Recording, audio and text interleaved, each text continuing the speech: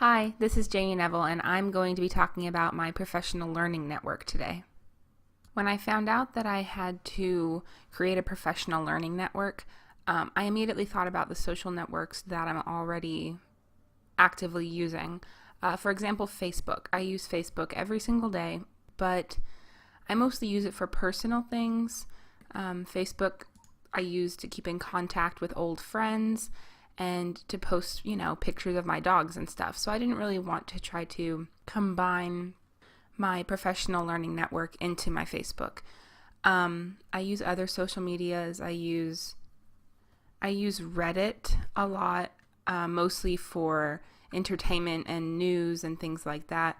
I use Tumblr to follow blogs of people I like.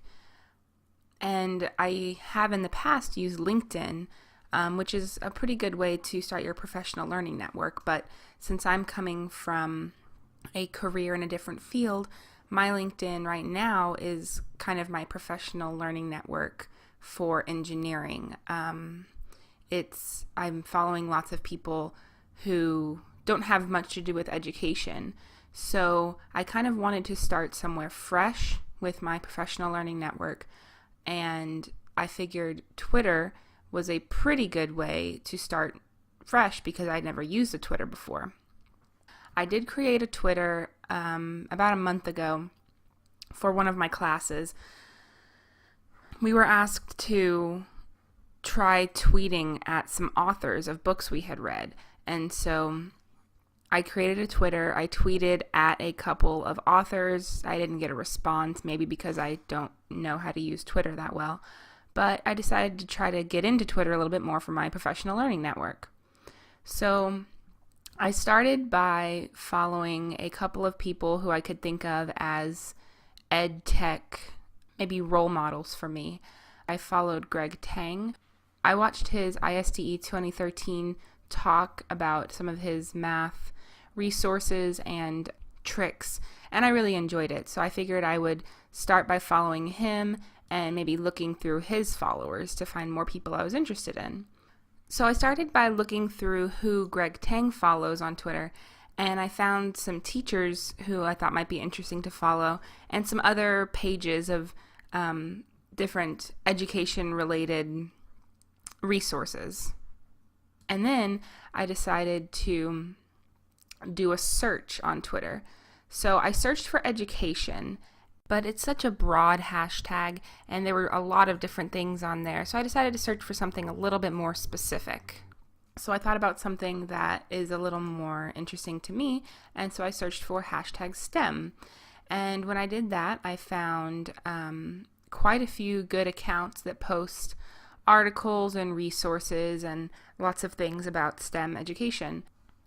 Here are a couple different ones that I found: at Teaching STEM, at STEM Education, and a lot of them post different articles and resources. And from there, I found the hashtag Women in STEM.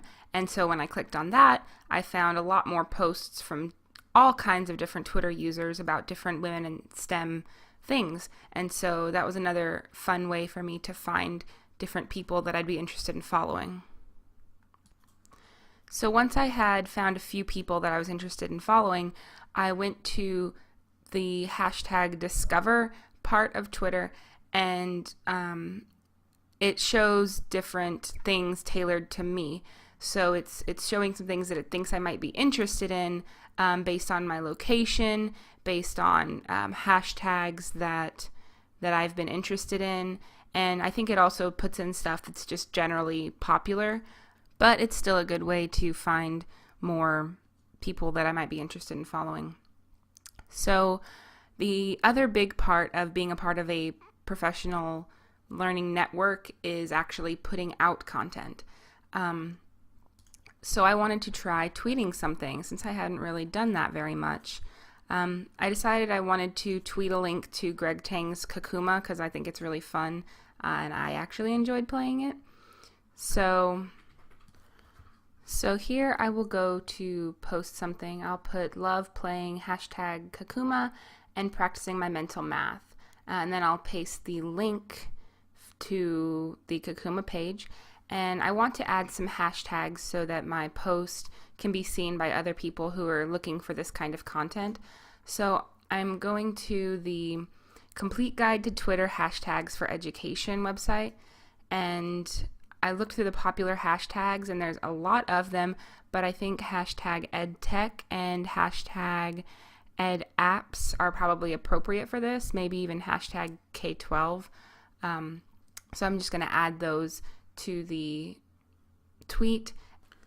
I also decided to tweet about something that I had created for this class, and I decided to tweet my hybrid cars project screencast.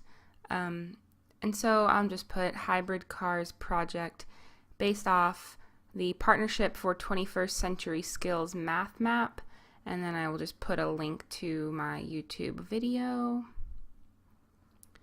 And using the same hashtags for teachers' website, I'm just going to put hashtag EdTech, hashtag math. I could put hashtag middle school as well, and then people might actually see it if they're looking through those hashtags.